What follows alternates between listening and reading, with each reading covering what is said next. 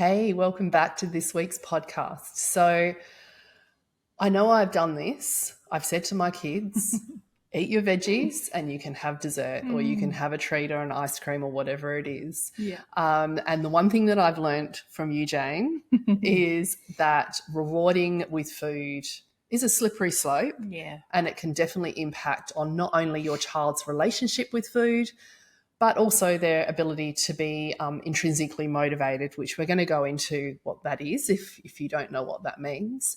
So, as I said, I know I've done it. I'm sure you've done it. Yeah, You know, we're totally. parents, and Yes. I'm very, very aware, acutely aware of not bringing food into this emotional arena, which is what this does. Yeah. But it seems so simple. Yes. So what's wrong with food rewards? Surely it's not such a big deal. Yeah, far out.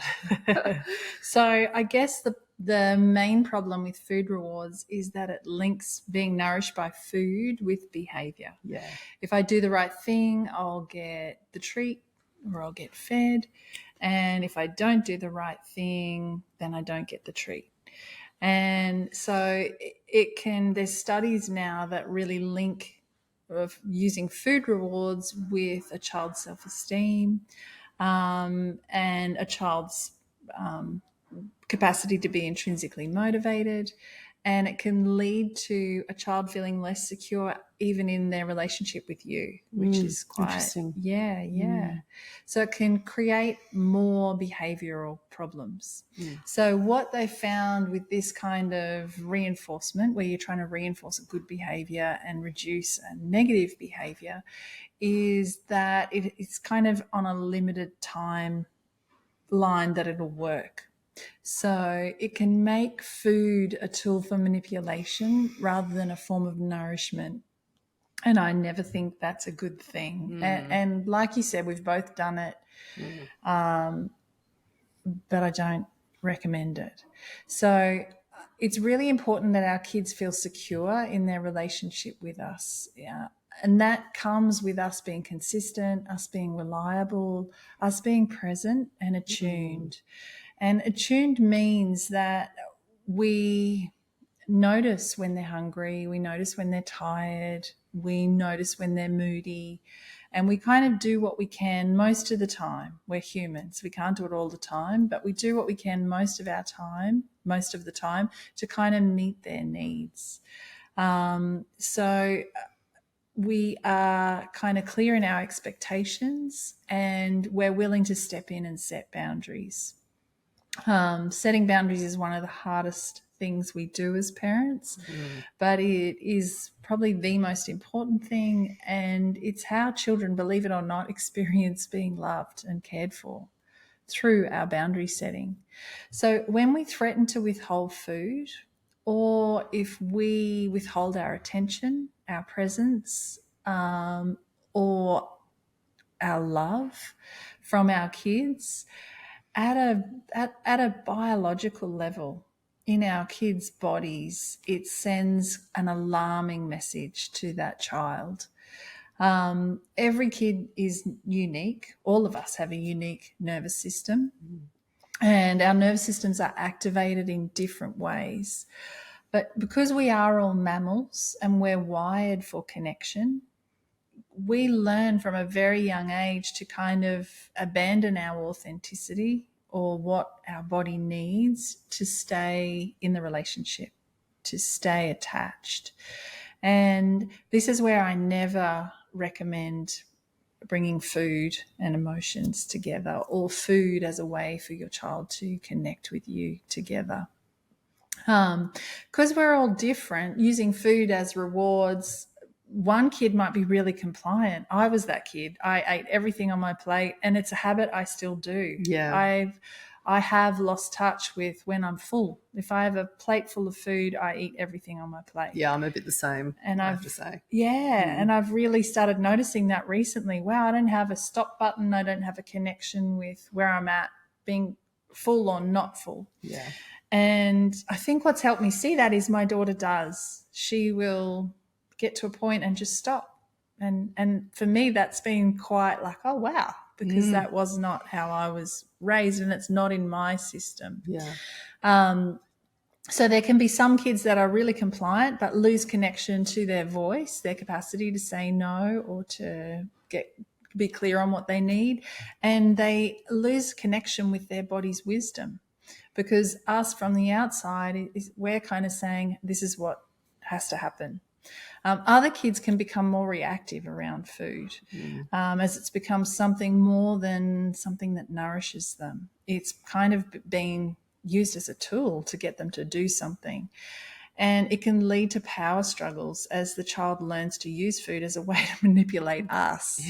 Yeah, so They're clever. Yeah, totally. So clever. Totally. Even little, like toddlers, learn that. Yeah. Definitely. Yeah. So children then can refuse food or become increasingly fussy around food. Yeah.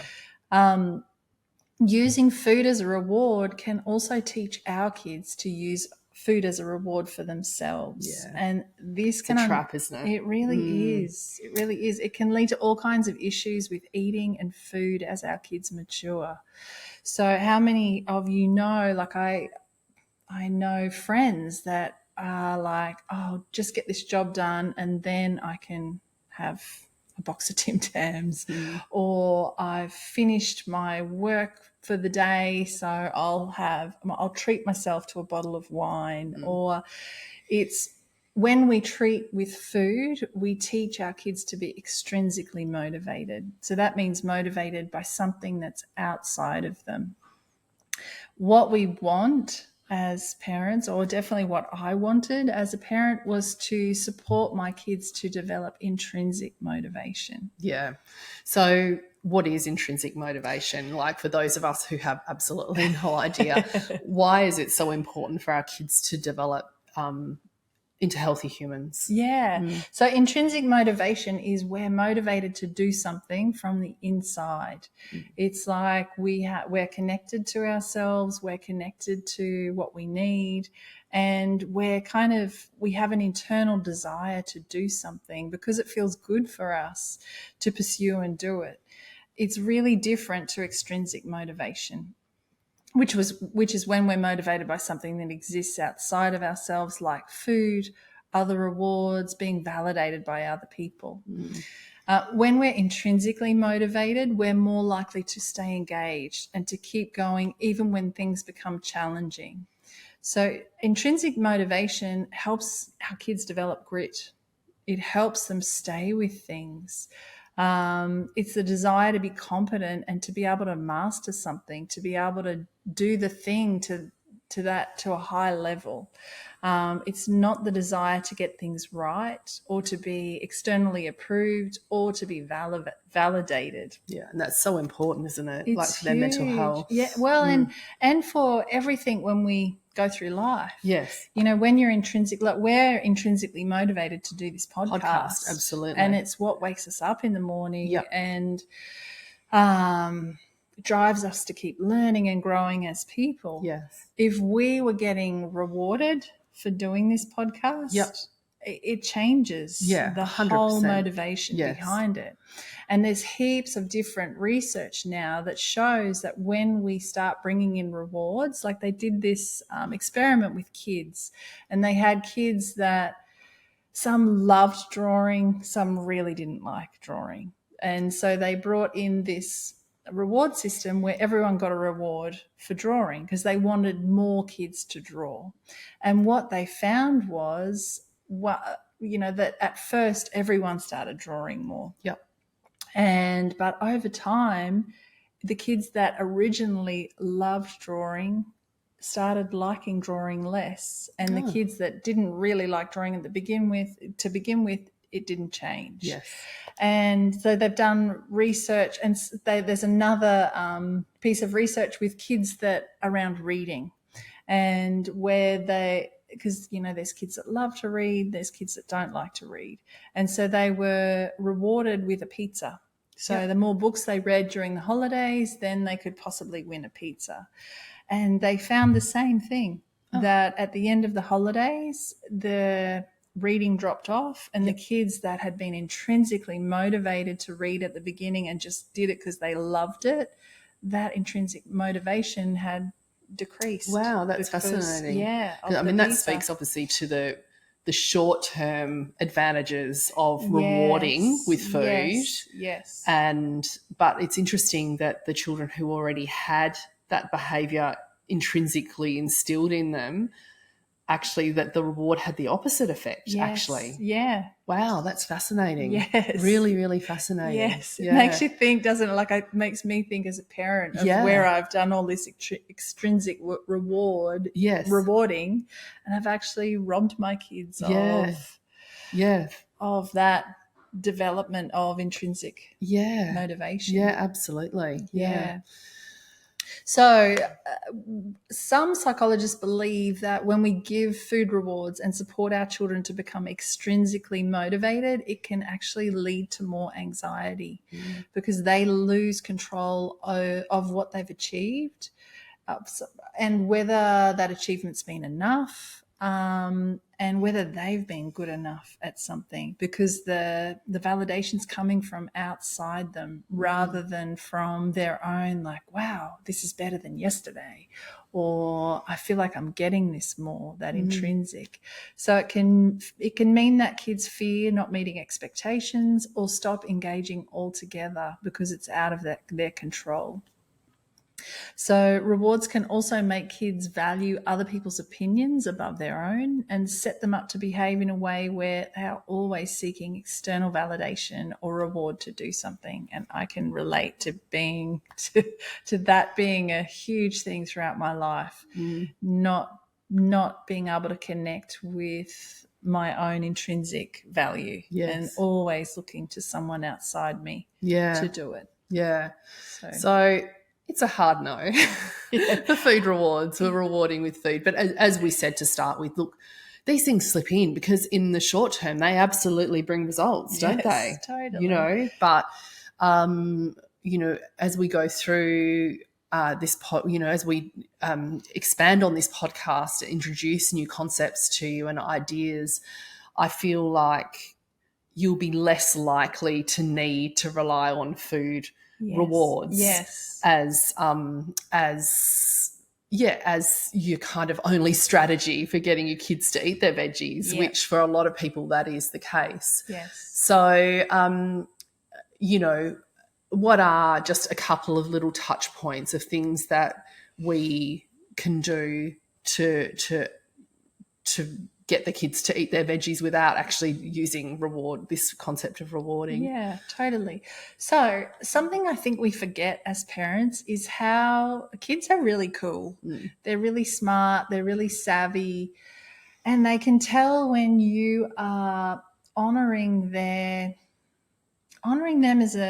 as a little human, and I don't mean they're not equal to us. They don't have the same life experience as us. I'm not saying that. But what I'm saying is where we honor their intelligence. We're not talking down to them. And so I think a massive way that you can support your kids to eat whole foods, which also helps develop intrinsic motivation, is to educate them. So just educate without ramming it down their throats, obviously, but educate them about food. And again, we're going to really develop on this concept and give you lots of ideas of ways to do this because, there's so many ways that you can educate your kids and so many tools that we have available to us that don't take much time, don't cost money, that are just part of our day-to-day and that we can weave in, like you said, not make it a thing that you have to do, because we're definitely all for not giving you more things to do. That's really important to us with this podcast, isn't it? Totally. I guess for me it's learning how to relate in a way that where you share your love of food with your kids, where you get curious about what they love, what they don't like. Choice is massive, where you always give them choice, where they have a say. And again, obviously you're not going to kind of, it's not complete control. No, it's not Fruit Loops for dinner. But it's like, we're having chicken and we're going to have sweet potato and we're going to have a bit of capsicum. What else do you reckon we could add to this? So it's kind of bringing them into the conversation, giving them choice, letting them know you value their opinion. being clear on at dinner we don't do Fruit Loops, you know, and this is why. Do you know, I notice in my body if I have sugar, this is how I feel. What do Yes. you notice? Yeah. So it's kind of, It's all part of that education process, yeah, isn't it? yeah, And, you know, just also that piece of just not getting emotional, like not bringing any form of Yes. negative emotion yes, into the arena of food, because Yes. they're very different. Food is not about emotion, no, other than, you know, positive emotion, that Yes. is, like negative emotion. Food is about joy. It's about Yes. connection. Yes. It's pleasurable. You know, all of those positive things absolutely bring that into the equation, but Yeah. the negative stuff, yeah. it has no place. Yes, and kids are so tuned into when we're trying to manipulate them. Absolutely. So, you know, like if you need to step away, if you need to take a breath, sometimes we lose all perspective. Like I remember when my daughter was little and she'd been sick and she became really fussy and I lost all perspective. Yeah, I had a stage of that as well. Yeah, like, and I just was like, oh, my brain just went to the worst case scenarios. She's never going to eat again. And it's just remembering perspective, you know, okay, this is a moment in her journey, in my journey as a parent. So, and it's resolvable with the right Yes. tools, which is Yes. hopefully, again, what we're going to be offering is with little tools and strategies. Yes. We can chip away at this. We can resolve this. Totally. And it's not all doom and gloom. No, and it's days or weeks. It's not, Yes. because that's where I lost perspective. Yes. I would be like, oh my God, over Yeah. dramatic. And then it'd be like, I would put things in place and then look back a week later and go, oh, wow, things have really changed in a week. So it's remembering that too. That reflection is important. Yeah. I think as parents, we don't do that enough, to be honest. No. We just focus on all the things we're not managing rather than focusing on the things that we're doing well. Exactly. And remembering that everything's constantly changing, you know? Yeah, So, kids are constantly changing the goalposts, especially more than anything. Yes. Okay. Exactly. That's it for this week. Yes. Yeah, thank we've you. got lots more to come. So stay with us. We'll see you next time. Awesome.